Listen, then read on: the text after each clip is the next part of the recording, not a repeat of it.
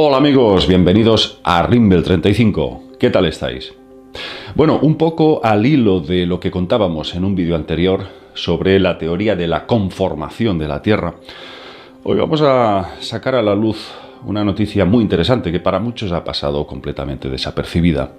Y es que en 1995 la Oficina de Responsabilidad Gubernamental de los Estados Unidos presentó un informe denunciando la falta total de archivos del ejército de Roswell entre 1945 y 1950. ¿Qué pasó en ese margen de 5 años? Que en Roswell desapareció todo tipo de archivos, documentos que implicarían, por supuesto, una especie de ocultación de datos y de sucesos vinculados al incidente de Roswell. Recordemos que el ovni estrellado de Roswell sucedió el 2 de julio de 1947, justo en medio de esa franja de años que desaparecen todos los archivos. Eso es lo que pretendió denunciar esta Oficina de Responsabilidad Gubernamental, intentando buscar datos, intentando localizar, a ver qué es lo que pasó ahí. Cada vez son más los investigadores en todo el mundo, y yo me uno, por supuesto, a ellos, que el incidente de Roswell no fue casualidad.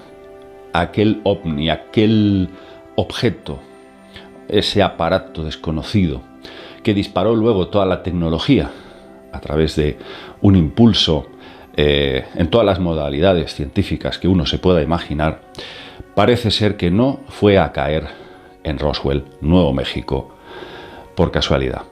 Hay cada vez más investigadores y nuevas vías que apuntan a que probablemente estaba desarrollando el ejército norteamericano en esa época, finales de los 40, estaba desarrollando alguna suerte de dispositivo que pudiese distorsionar el campo electromagnético de estas naves, o pudiese, vamos a decirlo llanamente, o que sea entendible para todos, afectar al funcionamiento correcto de estas naves.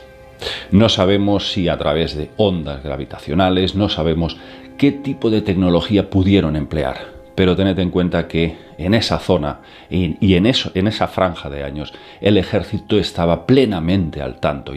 Aunque, por supuesto, en esa época, ese mismo año, 1947, aún no se llamaban así exactamente, sino que se denominaban Flying Saucers. Platillos volantes fue la traducción que hizo Kenneth Arnold, el famoso piloto civil que sobrevolaba el monte Rainier y vio 9 platillos y dijo, era como si fuesen platillos que rebotaban encima del agua. Y de ahí vino este término, el Flying Saucers.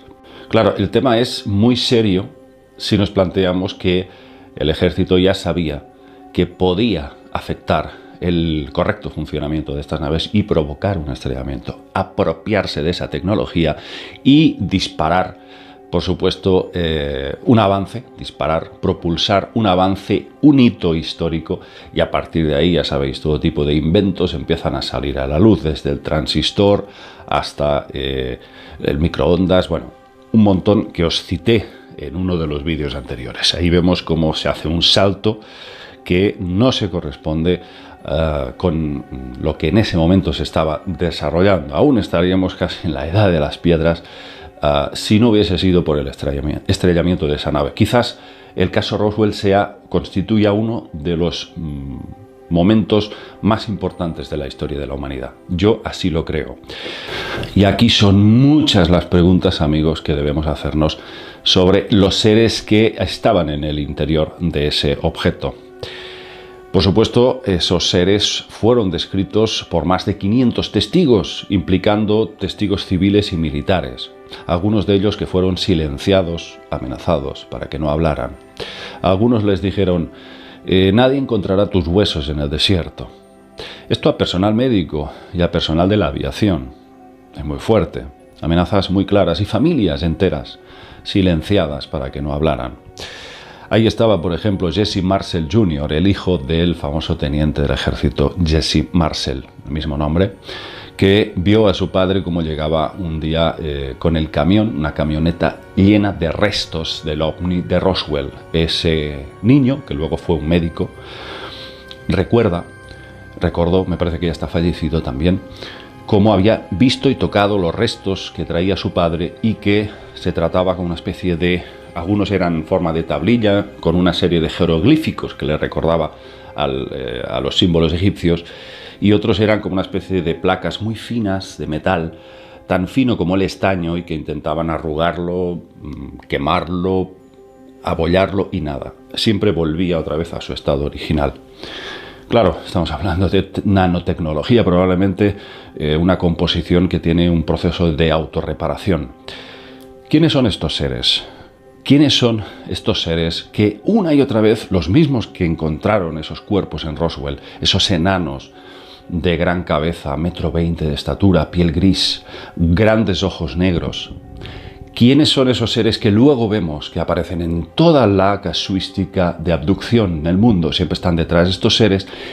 Y luego vemos que solamente son los servidores, los lacayos, vamos a decir, los procuradores de estas abducciones y del material genético que sustraen a las víctimas, pero están al servicio de otras entidades que son reptiles.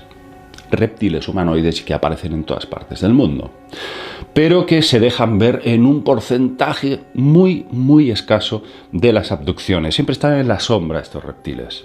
Son los que dan las órdenes a estas entidades pequeñas. Pero sí sabemos de la existencia de esta raza reptil a través de la protohistoria y de los textos, esculturas, dibujos, grabados que aparecen una y otra vez en todas las culturas del mundo. La gran pregunta: si nuestro planeta, y hay buenas pruebas de ello, no tiene un origen, una formación natural, y alguien ha creado, ha diseñado de forma inteligente este hábitat, este mundo que vivimos, ¿quién puede ser el autor? ¿Quiénes pueden ser los arquitectos? Claro, muchos pensaréis, los reptiles. Yo os voy a dar mi humilde opinión. Pienso que para llevar a cabo un macroproyecto, porque se queda muy corta el término, la palabra, hablamos de una estructura colosal como es la Tierra, y que soy, por supuesto, partidario de que es completamente recta. No es, como se nos ha dicho, esférica, sí circular, que esa es otra historia. No es lo mismo esférico que circular. Creo que es un círculo, pero completamente recto.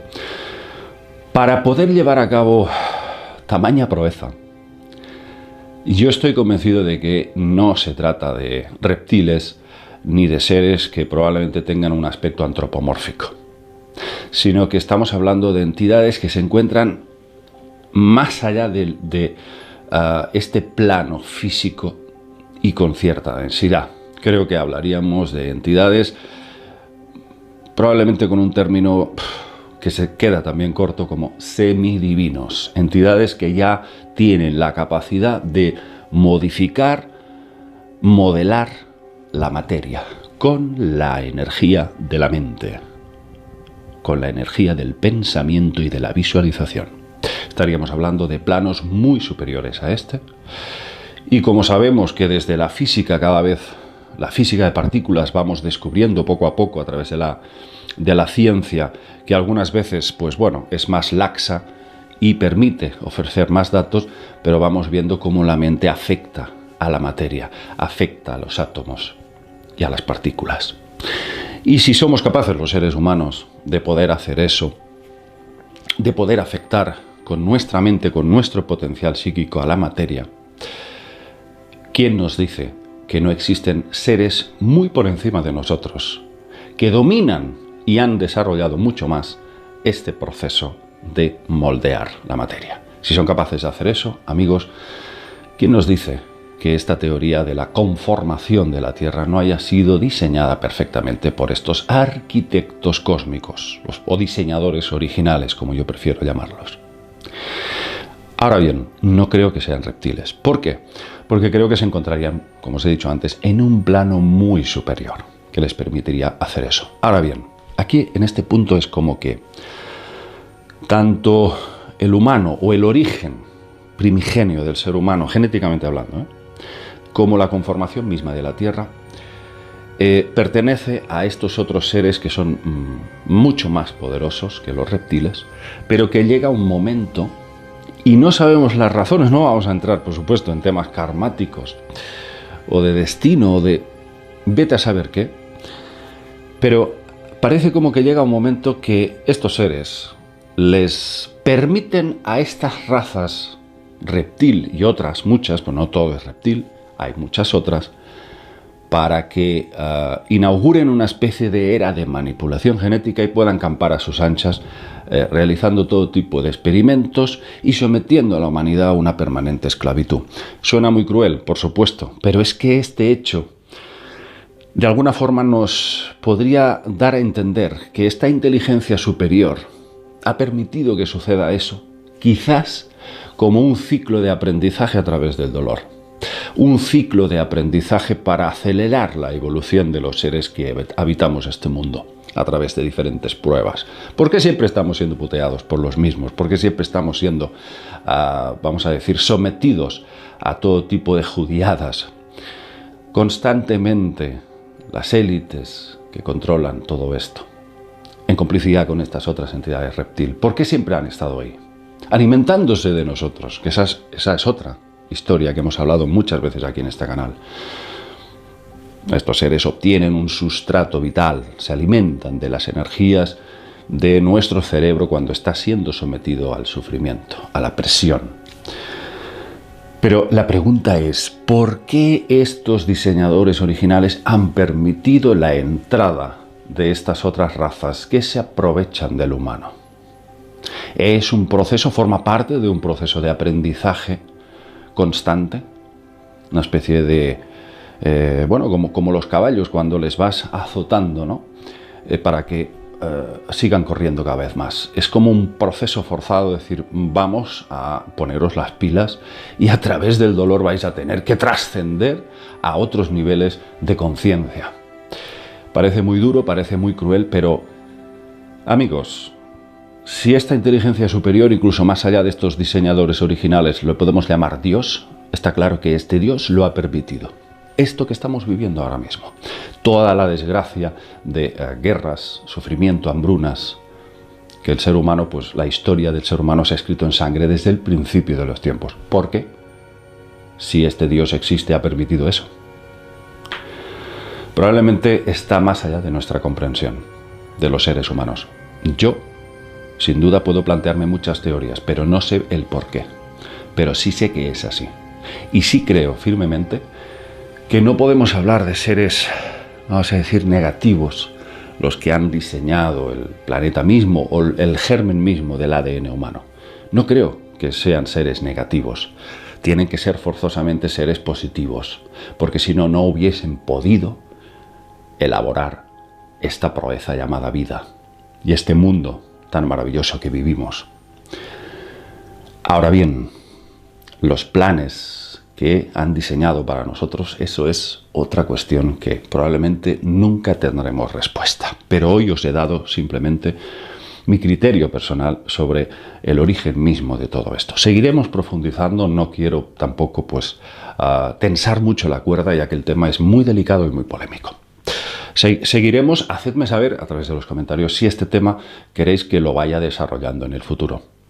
Os mando un abrazo, amigos, y nos vemos en próximos vídeos. Chao.